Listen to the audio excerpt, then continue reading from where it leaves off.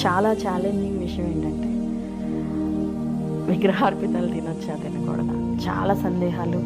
బైబిల్లో తినొచ్చు అన్నట్టుగాను తినకూడదు అన్నట్టుగాను ఇలా దాన్ని బట్టి చాలా కన్ఫ్యూజన్ ఉంది ఈ రోజుల్లో. దాని మీద కూడా చాలామంది డిబేట్స్ చేశారు కానీ ఒక కరెక్ట్ కంక్లూజన్కి రావట్లేదు. సో దాని గురించి మీరేమంటారు? అంటే భిన్నాభిప్రాయాలు ఉండటం వల్ల, చర్చలు జరగటం వల్ల నష్టం ఏమీ లేదు, మంచిది. భిన్నాభిప్రాయాలు ఉండాలి, తప్పేమీ లేదు. కాకపోతే బైబిల్ నాకు ఎలా అర్థమైంది ఈ విషయంలో, నేను ఎలా దీన్ని చూస్తున్నాను, ఇది నాకు తెలిసినంతలో శ్రేష్టమైనటువంటి మార్గంగా నేను ఎంచుకుంటున్నాను. శ్రేష్టమైనటువంటి మార్గంగా నాకు అర్థమవుతుంది. అదేంటి అనంటే, విగ్రహార్పితములైన వాటిని తినకండి, తినద్దు. మీరెంత బలవంతులైనా, ఒకవేళ తెలియకుండా అన్నటువంటి మాట ఒకవేళ మీరు చూపిస్తే దానివల్ల మీకు ఏ దోషం లేదు, ఏ ఇబ్బంది లేదు, ఏ పాపము లేదు, మీరు ఏ బలహీనులు కారు. ఎందుకు అనంటే, మనం ఉదయం నుంచి సాయంత్రం వరకు మనం తినే తిండి, మనం వాడే టెక్నాలజీ, మనం వినే పాటలు, మనం చూస్తున్న టెలివిజన్, మనం ఎక్కుతున్నటువంటి బస్సు, రైలు, విమానం, ప్రతి ఒక్కటి కూడా ఎవరో ఒకరికి అది విగ్రహమే. ఎవరో ఒకరు దాన్ని పూజించే పెట్టింటారు. ఓకే, సో అది కాదు దాని వెనకున్నటువంటి అర్థం. దాని వెనకున్న అర్థం ఏమిటి అనంటే, రిలీజియస్గా అంటే మతపరంగా విగ్రహాలైనటువంటి వాటికి అర్పించినటువంటి భోజనం ఏదైతే ఉందో దానిని తినటం వల్ల మీరు మలినమైపోతారు అన్నది కాదు పాయింట్. మీరు ఆ భావజాలానికి చోటిస్తారు. మెల్లిమెల్లిగా ఆ భావజాలానికి మీరు ఏకీభవించేవారు అవుతున్నారు. ఉదాహరణకు, నాకు అక్కడ ఒక స్వీట్ పెట్టారు, నేను ఆ స్వీట్ తీసుకుని తినేశాను. నా మనసులో అది స్వీటే, అది స్వీట్ మాత్రమే, నేను తినేశాను. కానీ నేను తిన్న తర్వాత నా సోదరుడు వచ్చి, మీరు ప్రసాదం తిన్నారండి, నేను పెట్టింది ప్రసాదం అక్కడ స్వీట్ కాదన్నారు అనుకోండి. అవునా, నేను స్వీటే తిన్నానండి అని చెప్తాను. నేను తిన్నది స్వీటే.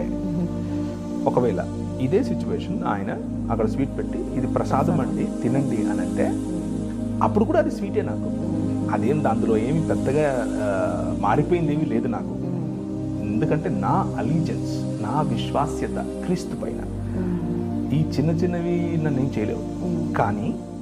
కానీ నేనేం చేస్తానంటే, దాన్ని అలాగేనండి అని తీసుకొని స్వీట్ లాగా నేను మనసులో అనుకుని తినటం వల్ల ఆ వ్యక్తికి నేనేం కమ్యూనికేట్ చేస్తున్నాను అనంటే, నువ్వు నమ్ముతున్నది కూడా పర్వాలేదులే, నేను నమ్ముతున్నాను అని చెప్తున్నాను. అలా చేయకూడదు, అది మనకి ఇచ్చినటువంటి ఆజ్ఞ కాదు. అందుకే 15వ అధ్యాయంలో అపోస్తలుల కార్యంలో చాలా స్పష్టంగా చెప్పారు, విగ్రహార్పితముల నుంచి దూరంగా ఉండటం అని చాలా స్పష్టంగా చెప్పారు. 3 విషయాలు చెప్పారు. ఆ 3లో విగ్రహార్పితములు తినకుండా ఉండటం అనేది ప్రధానమైన అంశం. అవి తినొద్దని చెప్పారు. సో తినటం వల్ల బహిరంగంగా మనము అలీజెన్స్ ప్రకటిస్తున్నాం, మనం విశ్వాస్యతను ప్రకటిస్తున్నాం. ఎవరికి? ఆయన చెప్పేటటువంటి భావజాలానికి. సో ఎలాగా సున్నితంగా వాళ్ళకి చెప్పొచ్చు అంటారు? సున్నితంగా ఎలా చెప్పొచ్చు అనంటే, కొన్నిసార్లు సత్యం చెప్పినప్పుడు మనం సున్నితంగా చెప్పినా అది కటువుగా ఉంటుంది, అది కొంచెం ఇబ్బందికరంగా ఉంటుంది. అయ్యో ఆయన ఇబ్బంది పడతాడు అని చెప్పి నేను కాంప్రమైజ్ అయితే, అంటే నా అలీజెన్స్ కాంప్రమైజ్ చేసుకుంటే, ఆ తర్వాత ఆ వ్యక్తికి చాలా విషయాలు చెప్పలేను. దానికి బదులుగా నేను నా జీవితంలో జరిగిన చాలా ఎగ్జాంపుల్స్ ఉన్నాయి. నేను చాలా ఎగ్జాంపుల్స్లో నేను పాటించింది చెప్తాను.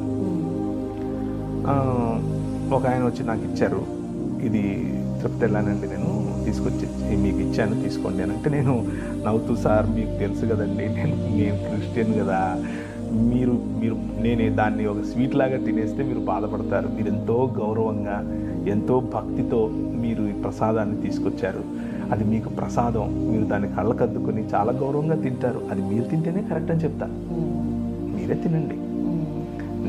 నా విశ్వాసం ఏంటంటే, బైబిల్ గ్రంథం ఇలా చెప్తోంది కాబట్టి నేను తినలేను సార్ అని ఒకసారి చెప్తే ఆయన బాధపడ్డాడు. కానీ కొంచెం సమయం దొరికిన తర్వాత మళ్ళీ పిలిచి, సార్ మీరు ఏమన్నా అనుకున్నారా? నా ఉద్దేశంలో మీరు పెట్టింది తినకూడదని కాదండి.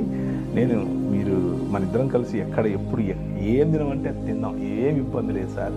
కాకపోతే నేను అనుసరించే విశ్వాస్యత, నా పైన రాజ్యం చేస్తున్న భావజాలం క్రీస్తు మాత్రమే సార్. అందుకని నేను ఇలా చెప్తానని చెప్పాను. కొద్దిగా టైం పట్టింది, కానీ ఆయన నా నిజాయితీని అభినందించాడు. ఆయన ఆడబెట్టేసేయలే, తర్వాత చూసుకుందాము అని చెప్పి ఆయన వెళ్ళిపోయిన తర్వాత నేను డస్ట్బిన్లో పడేశాను అనుకోండి, ఆయన హర్ట్ అవుతాడు, బయటికి నవ్వుతాడు, కానీ మనసులో ఎప్పటికీ అది ఉంటుంది. నేను మనిషిని కోల్పోతాను, ఎప్పటికీ కోల్పోతాను. ఎందుకు? మన విశ్వాసాన్ని ప్రకటించేందుకు, పరుషంగా కాదు. దాన్ని ఏమంటారు, కొన్నిసార్లు కొంతమంది వాడేటటువంటి పరుష పదాలు, ఉదాహరణకు దయ్యమని, భూతమని, లేకపోతే సాతానని, పాపమని, ఏదేదో చెప్తూ ఉంటాం. అలా మనిషిని హర్ట్ చేయటం వల్ల మనం ఏం సంపాదించలేము. సున్నితంగా మీరు అడిగినట్లు సున్నితంగా చెప్పచ్చు, నా విశ్వాసం అది కాదు, దయచేసి మీరు నన్ను ఫోర్స్ చేయకండి. కొంతమంది హైందవ మిత్రులు అంటారన్నా, మీరు ప్రార్థన చేసుకొని మాకేమన్నా పెడితేనేమో మీ ప్రార్థనలకు వచ్చినప్పుడు మేము తినాలి, మేము పూజ చేసుకుని ఇచ్చింది మీరెందుకు తినరు అని కూడా ప్రశ్నలు వేస్తుంటారు హైందవ మిత్రులు. పూజ చేసుకొని తినటం మాకేం ఇబ్బంది లేదు.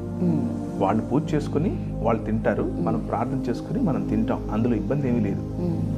వారు పూజ చేసుకున్నటువంటి భోజనాన్ని దేవునికి సమర్పించి తింటున్నారు. తేడా చెప్తున్నాను, దేవునికి సమర్పించి తింటున్నారు. మనం చేసుకున్నటువంటి భోజనాన్ని దేవునికి కృతజ్ఞతాస్తుతులు చెల్లించి తింటున్నాం. అక్కడ మనిషి దేవునికి నైవేద్యం పెడుతున్నాడు, ఇక్కడ దేవుడు మనిషికి ఇచ్చినటువంటి వనరులను బట్టి కృతజ్ఞుడు అవుతున్నాడు. సో భావజాలంలో తేడా ఉంది, అదే వివరించాలి. నేను దానికేం మంత్రించి మీకు ఇవ్వట్లేదండి, నేను దేవునికి స్తుతులు చెప్తున్నాను. ఇదంతా నీదే, భూమియు దాని సర్వసంపదయు నీదే. నువ్వు ఇచ్చినటువంటి వనరుల్లో నుంచి ఈరోజు నాకు కొంచెం ఒక 4 మెతుకులు